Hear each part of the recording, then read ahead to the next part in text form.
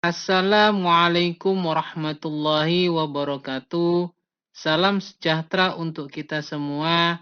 Semoga Tuhan Yang Maha Esa selalu melindungi kita dan menganugerahkan kesehatan kepada kita semua, serta semangat untuk terus belajar. Pada pertemuan kali ini, dalam mata kuliah Manajemen Investasi, pokok bahasan kita adalah berkenaan dengan teori pembentukan harga, di mana dalam teori pembentukan harga ini ada dua model keseimbangan yang akan kita bahas, yaitu berkenaan dengan capital asset pricing model atau disingkat CAPM dan arbitrase pricing theory atau disingkat dengan APT. Sebagaimana kita ketahui bahwa dalam sebuah investasi itu pada dasarnya memiliki tujuan yang sama, yaitu mengharapkan adanya pengembalian atau return yang maksimal dan risiko yang minimal. Nah, return ini merupakan laba yang diperoleh oleh suatu perusahaan, institusi, atau individu atas hasil investasi yang telah dilakukannya. Sedangkan risiko merupakan bentuk ketidakpastian dari apa yang akan terjadi nantinya di masa mendatang atas apa yang telah dilakukan dengan pertimbangan yang ada pada saat ini, sehingga memutuskan untuk melakukan yang namanya investasi. Nah, untuk memprediksi seberapa besar return atau imbal hasil serta risiko yang ada dalam investasi tersebut, maka ada dua cara dengan dasar prediksi yang akan dilakukan, yaitu yang pertama adalah menggunakan rumusan dari Capital Asset Pricing Model atau CAPM dan rumusan dari Arbitrase Pricing Theory atau APT. Sebagaimana tadi disampaikan bahwa terdapat dua model keseimbangan yang dapat dilakukan untuk mengukur return dan risiko dalam sebuah investasi, yaitu Capital Asset Pricing Model dan Arbitrase Pricing Theory. Nah, dalam hal ini model dapat digunakan sebagai alat untuk memahami suatu permasalahan yang kompleks dalam gambaran yang lebih sederhana, sehingga investor dapat mengukur tingkat return yang diharapkan diperoleh dan juga tingkat risiko yang dapat diminimalisir. Untuk dapat memahami bagaimanakah penentuan risiko yang relevan pada suatu aset dan bagaimanakah hubungan antara risiko dan return yang diharapkan, diperlukanlah suatu model keseimbangan, yaitu model hubungan risiko dan return aset ketika pasar dalam kondisi keseimbangan. Dan model tersebut itu dapat dilakukan dengan Capital Asset Pricing Model dan Arbitrase Pricing Theory.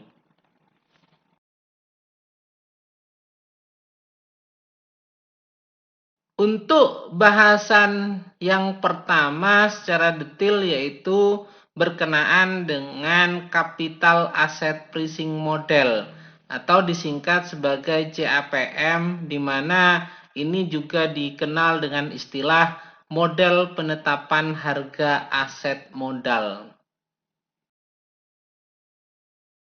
Terkait dengan CAPM atau Capital Asset Pricing Model, ini merupakan model hubungan antara tingkat return harapan dari suatu aset berisiko dengan risiko dari aset tersebut pada kondisi pasar yang seimbang. Tujuan dari model CAPM ini adalah untuk menentukan tingkat return yang diharapkan dari aset yang berisiko Dan untuk menghitung risiko yang tidak dapat diversifikasi dalam suatu portofolio dan membandingkannya dengan prediksi tingkat pengembalian atau return. Nah, sehingga dari hal tersebut maka kita dapat mengetahui mengenai fungsi utama dari CAPM ini, yaitu yang pertama adalah sebagai tolak ukur dalam mengevaluasi tingkat return suatu investasi, dan yang kedua membantu dalam memprediksi return yang diharapkan dari aset yang tidak atau belum diperdagangkan di pasar bursa efek.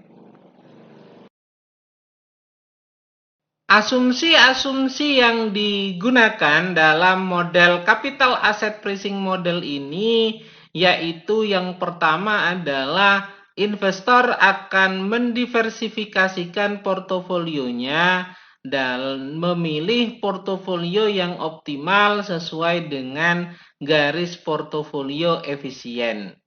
Yang kedua, semua investor memiliki distribusi probabilitas tingkat return masa depan yang identik.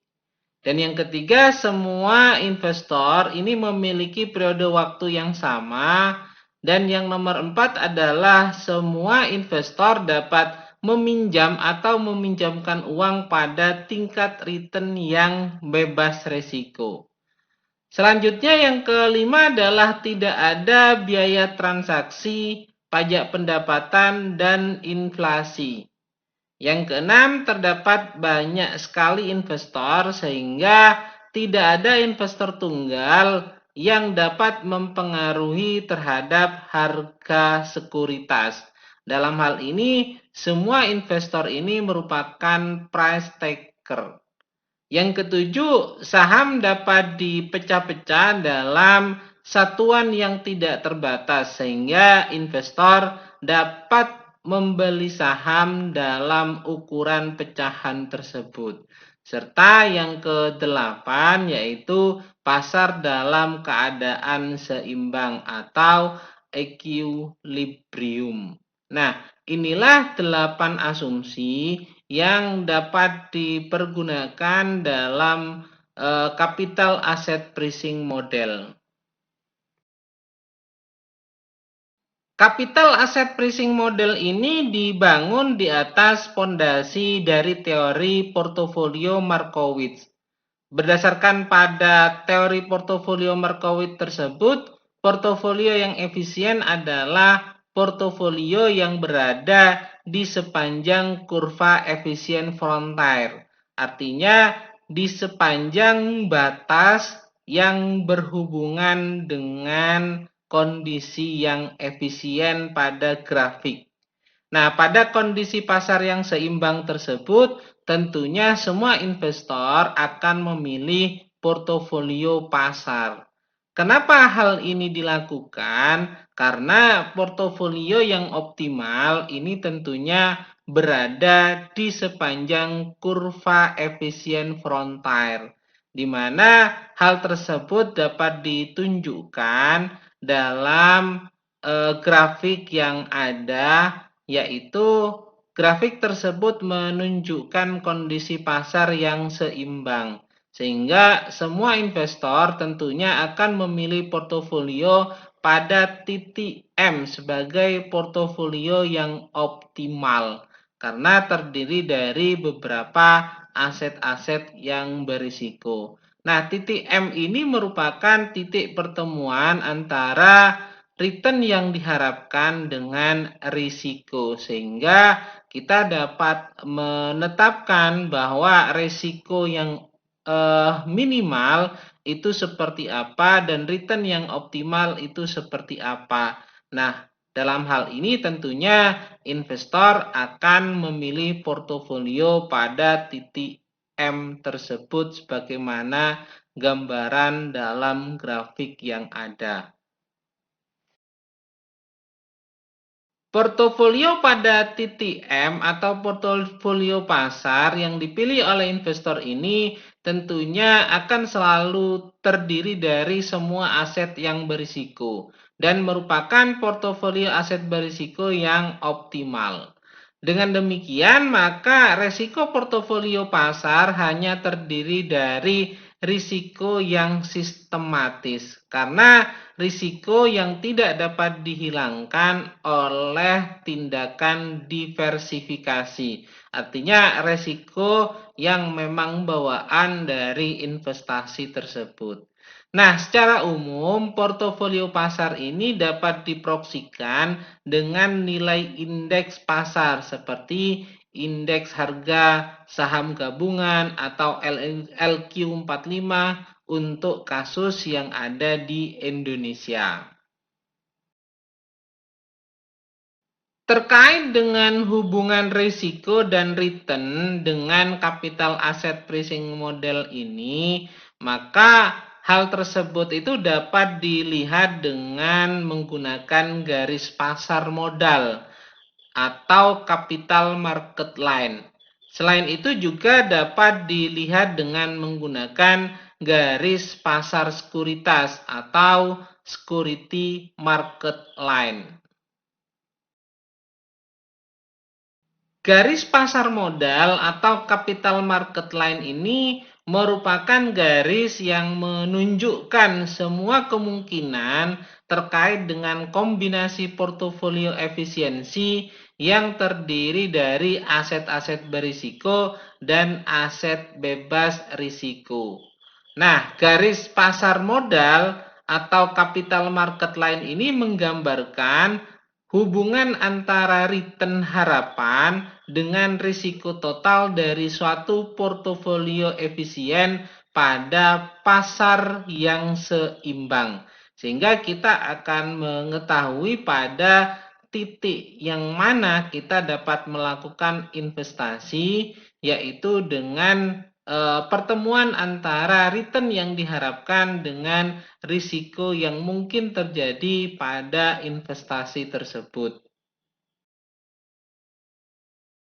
Dari gambaran grafik tersebut menunjukkan bahwa garis pasar modal ini merupakan sebuah gambaran titik temu berkenaan dengan return yang diharapkan dengan risiko dari portofolio investasi. Nah, pertemuan tersebut itu tergambarkan pada titik M.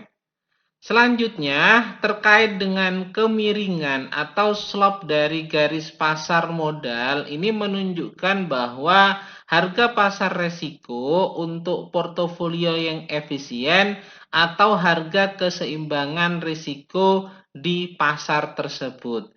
Sehingga kemiringan atau slope tersebut itu akan mengarah menjadi lebih tinggi untuk menemukan titik keseimbangan berkenaan dengan pertemuan antara return yang diharapkan dengan risiko dari sebuah investasi.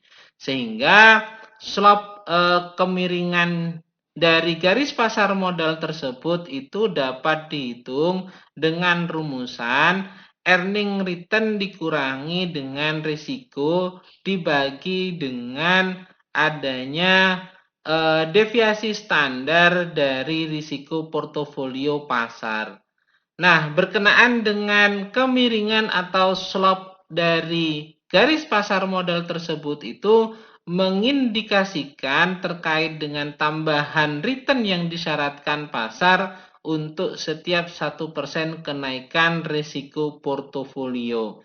Sehingga kita dapat menghitung untuk menentukan berapa earning return atau return yang diharapkan yang sangat optimal dari investasi tersebut dan berbanding lurus dengan adanya risiko yang tidak dapat ditunda atau tidak dapat diantisipasi dari sebuah investasi tersebut. Sehingga akan ketemu sebuah titik dari return yang diharapkan dan risiko dari sebuah investasi. Ada 4 hal yang perlu diperhatikan terkait dengan gambaran grafik pada garis pasar modal tersebut, yaitu yang pertama adalah garis pasar modal ini terdiri dari portofolio efisien yang merupakan kombinasi dari aset berisiko dan aset bebas risiko. Nah, portofolio M sebagai titik pertemuan antara return yang diharapkan dengan risiko investasi ini merupakan portofolio yang terdiri dari aset berisiko atau disebut dengan portofolio pasar. Sedangkan titik RF-nya merupakan pilihan aset bebas risiko.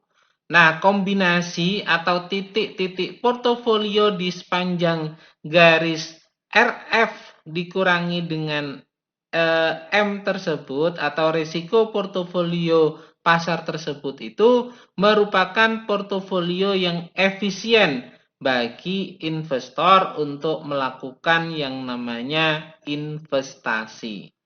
Nah, berkenaan yang kedua yaitu berhubungan dengan kemiringan atau slope dari garis pasar modal akan cenderung positif karena adanya asumsi bahwa investor ini bersifat risk averse, artinya investor hanya akan mau berinvestasi pada aset yang berisiko. Jika mendapatkan kompensasi berupa return harapan yang lebih tinggi, tentunya investor tersebut itu akan melakukan yang namanya investasi. Dan yang ketiga yaitu berdasarkan pada data historis, adanya risiko akibat perbedaan return aktual dan return harapan ini bisa menyebabkan kemiringan atau slope dari garis pasar modal yang negatif. Sehingga slope atau kemiringan negatif ini terjadi bila tingkat return aktual portofolio pasar lebih kecil dari tingkat keuntungan bebas risiko. Dan yang terakhir yang perlu diperhatikan yaitu yang keempat adalah garis pasar modal ini dapat digunakan untuk menentukan tingkat return harapan untuk setiap risiko portofolio yang berbeda. Sehingga dengan mengetahui kemiringan atau slope dari garis pasar modal tersebut dan garis intercept atau garis RF, ini maka kita dapat membentuk persamaan garis pasar modal yang baru, yaitu menjadi rumusan tingkat return yang diharapkan untuk suatu portofolio yang efisien pada garis pasar modal sama dengan tingkat return pada aset yang bebas risiko ditambah dengan tingkat return portofolio pasar dikurangi dengan tingkat return pada aset bebas yang berisiko dibagi dengan deviasi standar return pada portofolio pasar dikalikan dengan deviasi standar portofolio efisien yang telah ditentukan. Ini merupakan persamaan garis pasar modal sebagai perkembangan karena diketahuinya kemiringan dari garis pasar modal tersebut dan garis intercept. Nah, untuk rumusan yang awal itu tetap sama, di mana untuk menghitung tingkat return portofolio pasar dikurangi dengan tingkat return pada aset yang bebas risiko dibagi dengan deviasi standar return pada portofolio pasar yang ada. Sebagai contoh misalnya dalam hal garis pasar modal ini yaitu dalam kondisi pasar yang seimbang, return yang diharapkan pada portofolio pasar ini adalah 15% dengan deviasi standar sebesar 20%. Sedangkan tingkat return bebas risiko itu sebesar 8%. Maka untuk menghitung slope atau kemiringan dari garis pasar modal ini, kita dapat menggunakan rumus slope garis pasar modal, di mana tingkat return portofolio pasar dikurangi dengan tingkat return pada aset bebas yang berisiko dibagi deviasi standar return pada portofolio pasar. Sehingga ketemu yaitu 15% dikurangi 8% dibagi 20%. Ketemu tingkat kemiringan garis pasar modal tersebut itu adalah sebesar 35%.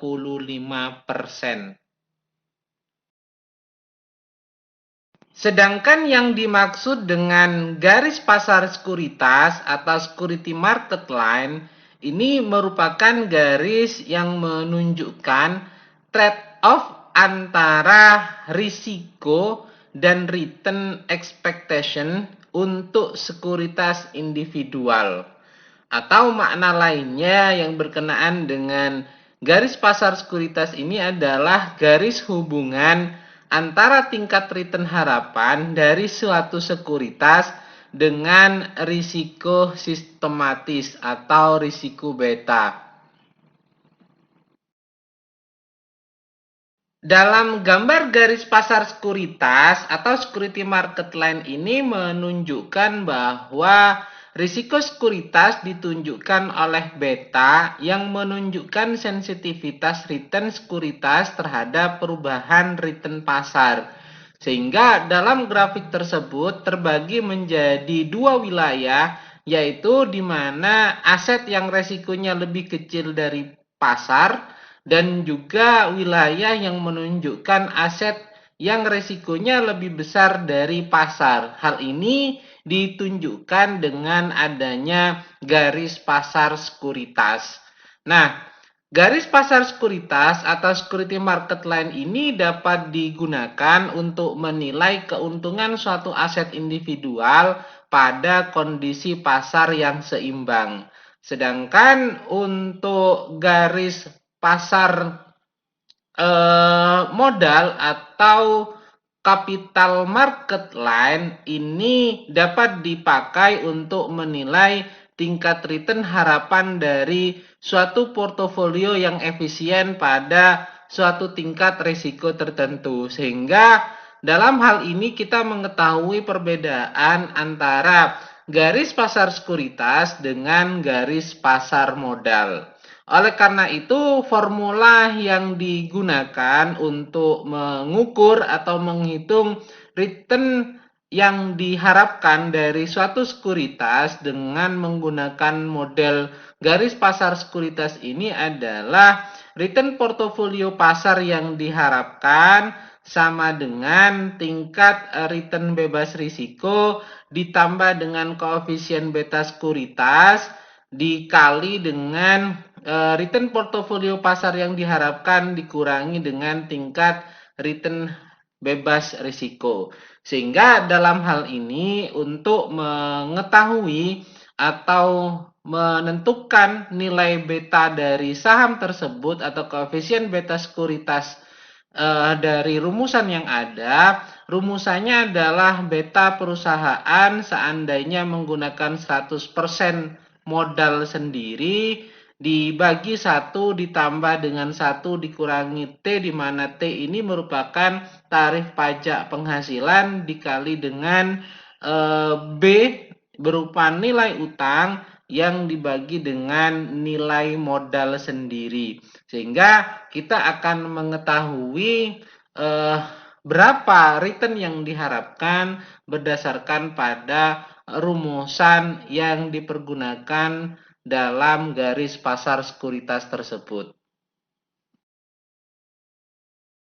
Sedangkan dalam pengujian capital asset pricing model ini ada beberapa asumsi yang dipergunakan, yaitu yang pertama adalah semakin tinggi risiko maka semakin tinggi pula tingkat keuntungan yang diharapkan.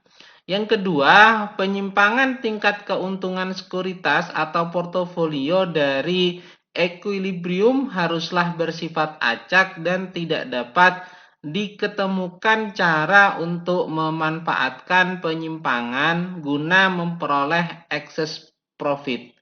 Dan yang ketiga yaitu resiko tidak sistematis itu tidak relevan. Dalam artian tidak akan ada imbalan bagi pemodal untuk memperoleh keuntungan yang lebih besar kalau mereka menanggung resiko tidak sistematis tersebut. Dan yang keempat yaitu tingkat keuntungan memiliki hubungan yang linier dengan resiko. Yang kelima, dalam pengujian capital asset pricing model ini tidak ada pajak, tidak ada biaya transaksi, dan dalam hal ini seluruh investor adalah price taker. Sehingga hal yang perlu ditekankan adalah kuantitas dari keseluruhan aset yang tersedia dan sifatnya adalah tetap. Sehingga pengujian terhadap capital asset pricing model tersebut itu dapat dilakukan. Rumusan yang dipergunakan dalam pengujian capital asset pricing model ini adalah rata-rata return sekuritas I dalam periode tertentu sama dengan A1 ditambah dengan A2 dikali dengan estimasi beta untuk sekuritas I. Nah, dalam hal ini jika capital asset pricing model valid, maka nilai A1 akan mendekati nilai rata-rata return bebas risiko selama periode pengujian. Dan nilai A2 ini akan mendekati rata-rata premi risiko pasar selama periode tertentu. Sehingga kita dapat menyimpulkan dalam pengujian capital asset pricing model ini bahwa yang pertama adalah risiko dan return ini berhubungan positif, artinya semakin besar risiko maka semakin besar pula return yang akan diperolehnya. Dan yang kedua adalah ukuran risiko sekuritas yang relevan merupakan ukuran kontribusi risiko sekuritas terhadap risiko portofolio. Dalam arti bahwa dari beberapa sekuritas tersebut itu memiliki yang namanya risiko, sehingga dalam risiko portofolio itu terdiri dari beberapa risiko sekuritas yang ada. Untuk lebih memahami berkenaan dengan bahasan dari capital asset pricing model ini, maka kita dapat menggunakan beberapa contoh kasus yang dapat kita gunakan sebagai landasan pemahaman. Yang pertama yaitu misalnya beta saham suatu industri tekstil ditaksir sebesar 1,32. Nah, dalam hal ini rata-rata perbandingan antara utang dengan modal sendiri dengan modal yang dipergunakan oleh perusahaan-perusahaan dalam industri tersebut adalah 0,5 berbanding dengan 0,5. Sedangkan tarif pajak penghasilan ditetapkan sebesar 35% sebagaimana ketentuan perpajakan yang ada. Nah, berdasarkan atas informasi tersebut, maka bisa dihitung berapa beta aset industri tekstil tersebut. Nah, bagaimana cara menyelesaikan soal kasus tersebut? Maka yang pertama kita harus menghitung terkait dengan beta dari saham yang ada menggunakan rumusan yang telah ditentukan, yaitu rumusannya adalah beta perusahaan seandainya menggunakan modal 100% modal sendiri dibagi 1 ditambah 1 dikurangi T sebagai tarif pajak penghasilan dikali dengan nilai utang dibagi nilai modal sendiri. Maka dalam hal ini kita memasukkan sesuai dengan angka yang ada dalam rumusan tersebut, yaitu 1,32 dibagi dalam hal ini adalah 1 ditambah dalam kurung 0,5 dibagi 0,5 dikali dalam kurung 1 dikurangi 0,35. Maka ketemunya adalah 0,08. Nah, misalkan dalam hal ini tingkat keuntungan rata-rata investasi di sekuritas yang diharapkan untuk tahun-tahun yang akan datang ini adalah sebesar 20%, maka tingkat keuntungan dari investasi bebas risiko ini sebesar 8%. Nah, apabila dalam hal ini perusahaan akan membangun pabrik tekstil baru, maka expected return atau keuntungan yang diharapkan kita dapat menghitung sesuai dengan rumusan yang ada, di mana dalam rumusan tersebut expected return ini sama dengan return yang di tingkat return bebas risiko ditambah dengan beta dikali dengan expected return dikurangi dengan RF sebagai tingkat return bebas risiko.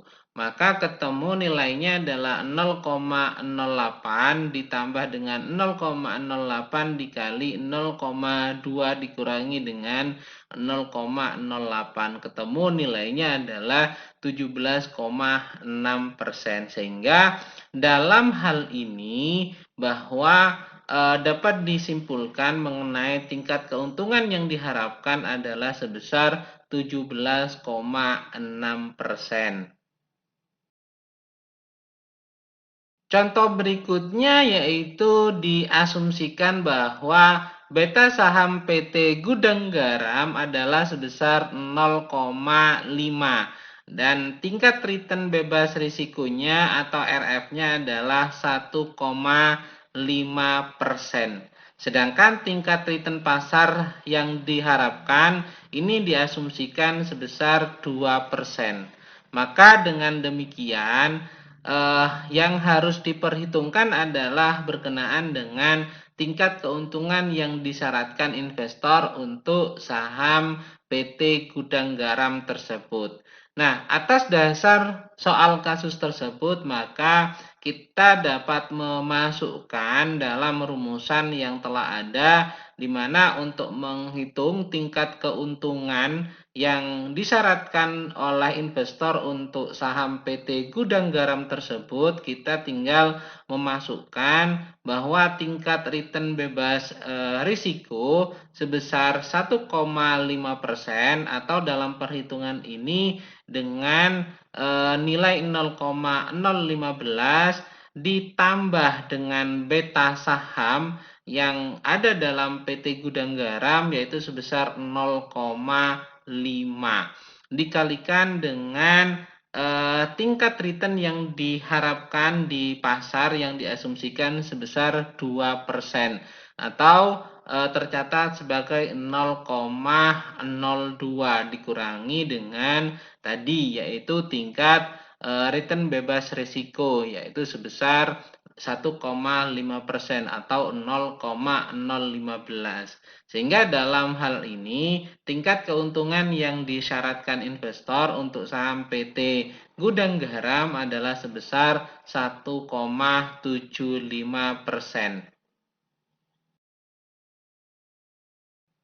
Soal berikutnya yaitu berkenaan dengan misalnya tingkat return bebas risiko adalah sebesar 10%, di mana return harapan pasar sebesar 18%. Maka jika saham YOY mempunyai tingkat beta sebesar 0,8, berapakah return yang disyaratkan berdasarkan pada rumusan dari capital asset pricing model tersebut. Nah, dalam hal ini kita tinggal memasukkan yaitu tingkat return bebas risiko sebesar 10% ditambah dengan beta yang dimiliki oleh saham YOY yaitu sebesar 0,8 dikali dengan return harapan pasar sebesar 18% dikurangi dengan tingkat return bebas risiko sebesar 10%. Sehingga ketemu return yang disyaratkan oleh oleh investor saham YOY yaitu sebesar 16,4%. Nah, soal yang lainnya yaitu misalnya adalah tingkat return bebas risiko adalah 10%, sedangkan return harapan pasar yaitu sebesar 18%. Maka jika saham lain yaitu saham GFG ini memiliki return yang disyaratkan sebesar 20%, maka pertanyaannya adalah berapa nilai betanya. Nah, oleh karena itu kita memasukkan pada rumusan yang ada untuk menentukan nilai dari beta tersebut. Karena yang diketahui adalah return yang disyaratkan yaitu sebesar 20%, maka 20% sama dengan tingkat return bebas risiko sebesar 10% ditambah dengan beta. Ini yang akan kita cari untuk beta saham GFG-nya dikali dengan return harapan pasar yaitu sebesar 18% dikurangi dengan tingkat return bebas risiko sebesar 10%. Maka ketemu dalam hal ini adalah 10% sama dengan beta dikali dengan 8%. Maka ketemu nilai betanya adalah sebesar 1,25. Nah, itu adalah beberapa contoh kasus untuk lebih memahami terkait dengan capital asset pricing model.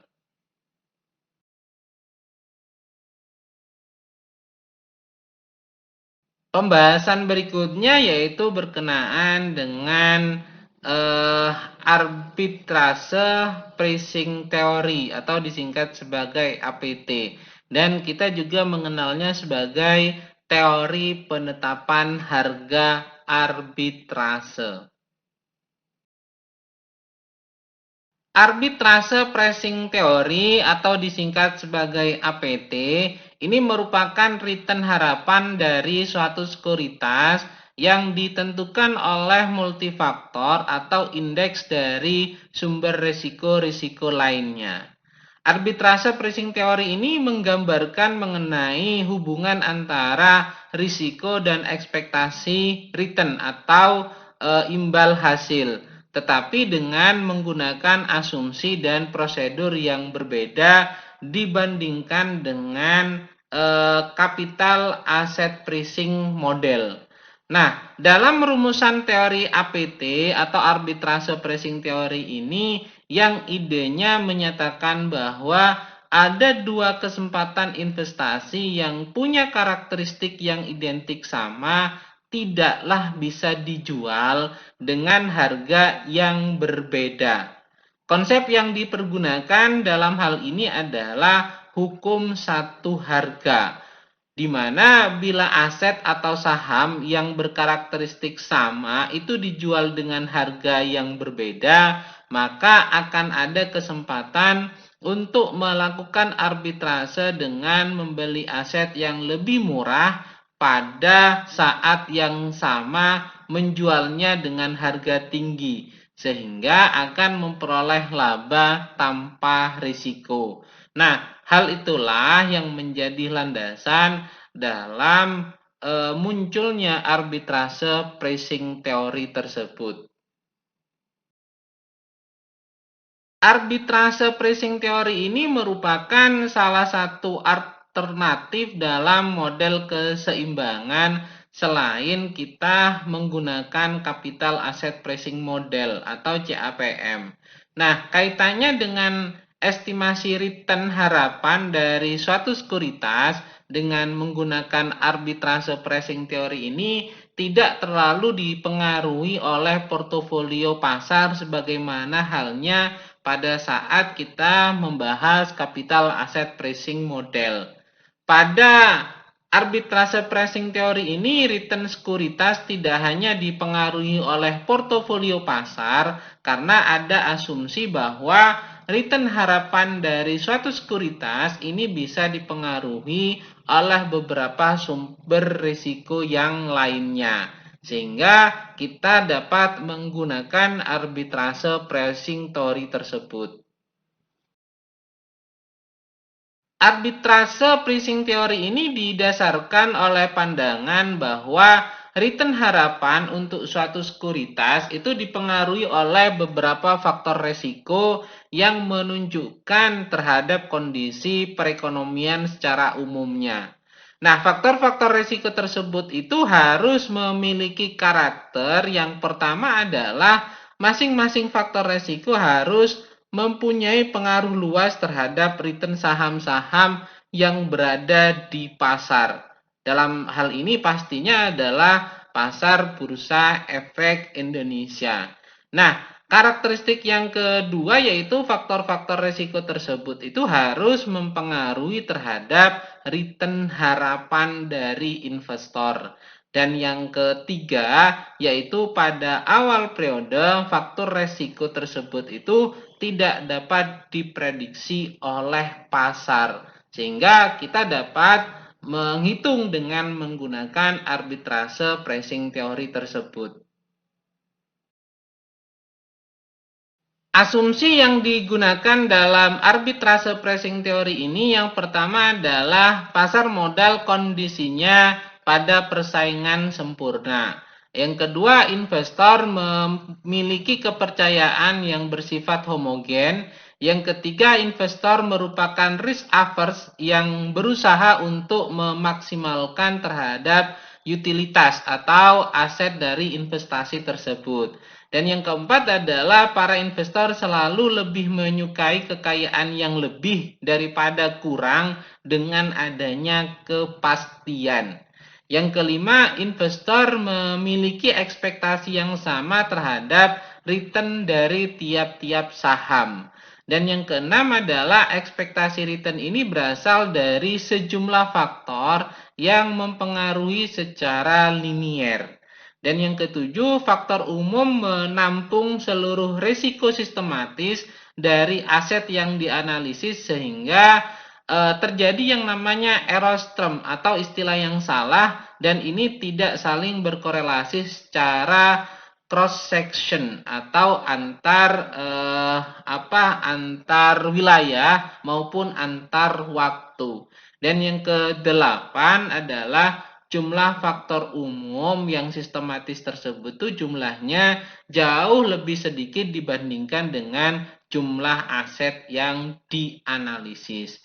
Ini adalah 8 asumsi yang dipergunakan dalam arbitrase pricing teori.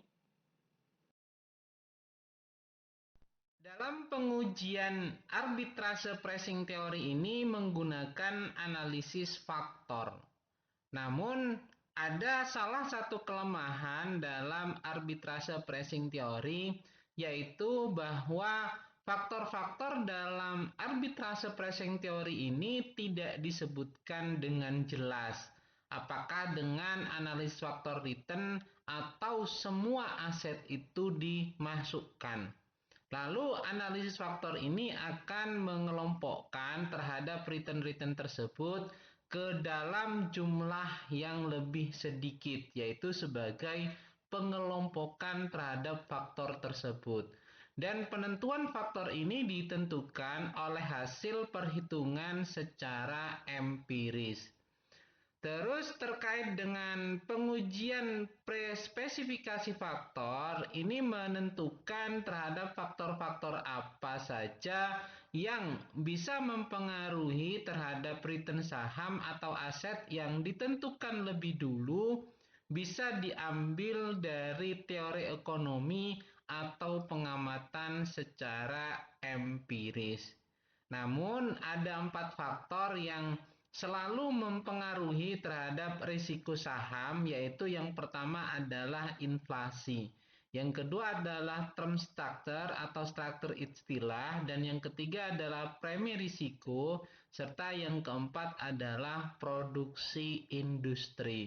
Sehingga dalam pengujian arbitrase pricing teori ini tidak akan keluar dari 4 faktor yang mempengaruhi risiko saham tersebut. Pada dasarnya sebenarnya capital asset pricing model itu merupakan salah satu model APT yang hanya mempertimbangkan terhadap satu faktor resiko saja, yaitu faktor risiko sistematis pasar atau risiko beta. Namun dalam penerapan model APT atau arbitrase pricing teori ini memasukkan berbagai faktor risiko sebagai faktor yang mempengaruhi terhadap perhitungan dari arbitrase pricing teori tersebut. Nah, dalam penelitian Selron dan Ross di tahun 1986, ini bahkan telah melakukan identifikasi terhadap 4 faktor yang mempengaruhi terhadap return sekuritas. 4 faktor tersebut itu apa saja? Yang pertama adalah perubahan tingkat inflasi, yang kedua adalah perubahan produksi industri yang tidak diantisipasi, yang ketiga adalah perubahan premi risk default yang tidak diantisipasi, serta yang keempat adalah perubahan struktur tingkat suku bunga yang tidak diantisipasi. Nah, hal-hal yang tidak dapat diantisipasi tersebut termasuk terhadap yang namanya tingkat inflasi, inilah menjadi faktor yang mempengaruhi terhadap return sekuritas, dan itu yang bisa saja menjadi faktor terhadap perhitungan atau penentuan arbitrase pricing teori. Arbitrase pricing teori ini berasumsi bahwa investor itu percaya bahwa return sekuritas akan ditentukan oleh sebuah model faktorial dengan n faktor resiko. Sehingga dalam hal ini rumus yang dipergunakan dalam perhitungan arbitrase pricing teori adalah RI sebagai tingkat return aktual sekuritas I sama dengan return harapan untuk sekuritas I ditambah dengan sensitivitas sekuritas I terhadap faktor I dikali deviasi faktor sistematis F dari nilai harapannya, dan ditambah dengan kondisi yang sama untuk investasi yang lainnya dengan mengalihkan sensitivitas sekuritas I terhadap faktor I dikali dengan deviasi faktor sistematis F dari nilai harapannya sampai pada jumlah tertentu dari aset atau investasi yang dilakukan, lahir ditambah dengan random error. Itu adalah rumusan yang dipergunakan dalam model arbitrase pricing teori. Berdasarkan pada rumusan tersebut, maka memunculkan rumusan baru yang berhubungan dengan model keseimbangan dari arbitrase pricing teori. Nah, bagaimana rumusan dari model keseimbangan arbitrase pricing teori ini? Yaitu return harapan dari sekuritas I sama dengan A0, di mana A0 ini merupakan return harapan dari sekuritas I bila risiko sistematis ini adalah sebesar 0, ditambah koefisien yang menunjukkan besarnya pengaruh faktor N terhadap return sekuritas I dikali dengan premi risiko untuk sebuah faktor. Misalnya dalam hal ini adalah premi risiko untuk F1 adalah resiko dikurangi dengan A0. Nah, risiko dalam arbitrase pricing teori ini didefinisikan sebagai sensitivitas saham terhadap faktor-faktor ekonomi makro, dan besarnya return harapan akan dipengaruhi oleh sensitivitas tersebut. Untuk lebih memahami berkenaan dengan arbitrase pricing teori ini, maka kita dapat membahas dalam sebuah contoh kasus, di mana misalnya dalam hal ini ada dua faktor yang mempengaruhi tingkat keuntungan sebuah saham, dan Faktor-faktor tersebut adalah pertumbuhan GDP dan inflasi. Misalkan lebih lanjut berkaitan dengan detailnya, yaitu tingkat keuntungan bebas risiko adalah sebesar 10%. Sedangkan tingkat keuntungan yang diharapkan untuk saham yang mempunyai unit kepekaan itu betanya sama dengan 1 terhadap pertumbuhan GDP, dan kepekaan 0 terhadap inflasi adalah sebesar 15%. Sedangkan berkenaan dengan tingkat keuntungan yang diharapkan untuk saham yang mempunyai unit kepekaan atau beta sama dengan 1 terhadap inflasi dan kepekaan 0 terhadap pertumbuhan GDP adalah sebesar 13%. Maka ketika suatu saham, dalam hal ini untuk mudahnya kita sebut sebagai saham I, mempunyai kepekaan terhadap pertumbuhan GDP sebesar 1,4 dan kepekaan terhadap inflasi sebesar minus 0,3. Nah, maka dalam hal ini untuk menghitung tingkat keuntungan, yaitu dengan earning return sama dengan 10%, di mana 10% ini merupakan tingkat keuntungan bebas risiko, ditambah dalam hal ini adalah 15% sebagai kepekaan terhadap inflasi dikurangi dengan tingkat keuntungan bebas risiko dikali terhadap tingkat kepekaan terhadap GDP, yaitu sebesar 1,4, ditambah 13% yang merupakan kepekaan pertumbuhan terhadap GDP dikurangi dengan tingkat keuntungan bebas risiko sebesar 10% dikali dengan kepekaan terhadap inflasi, yaitu sebesar minus 0,30, sehingga ketemu nilainya adalah 16,1%. Jadi dalam hal ini tingkat keuntungan sebesar 16,1% inilah yang dipergunakan sebagai tingkat bunga dalam perhitungan NPF-nya. Setelah kita mempelajari dan memahami apa itu capital asset pricing model dan apa itu arbitrase pricing teori, maka kita dapat membedah kembali berkenaan dengan perbedaan antara capital asset pricing model dengan arbitrase pricing teori. Di mana untuk perbedaan antara capital asset pricing model atau CAPM dengan arbitrase pricing teori atau kita singkat APT itu sebenarnya terletak pada perlakuan arbitrase pricing teori terhadap hubungan antar tingkat keuntungan sekuritas. Di mana dalam hal ini arbitrase pricing teori ini mengasumsikan bahwa tingkat keuntungan tersebut itu dapat dipengaruhi oleh berbagai faktor dalam perekonomian dan industri. Sedangkan sebagaimana kita ketahui bahwa dalam capital asset pricing model ini hanya dipengaruhi oleh satu risiko saja, yaitu yang berkenaan dengan risiko sistematis pasar.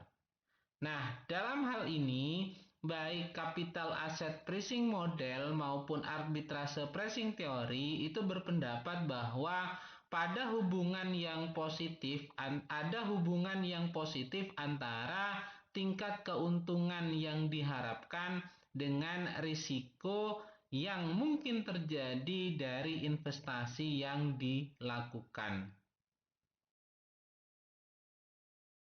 Perbedaan secara detil berkenaan dengan capital asset pricing model dengan arbitrase pricing teori ini, di mana untuk capital asset pricing model atau CAPM expected return aset merupakan fungsi dari faktor tunggal, yaitu risiko sistematis pasar.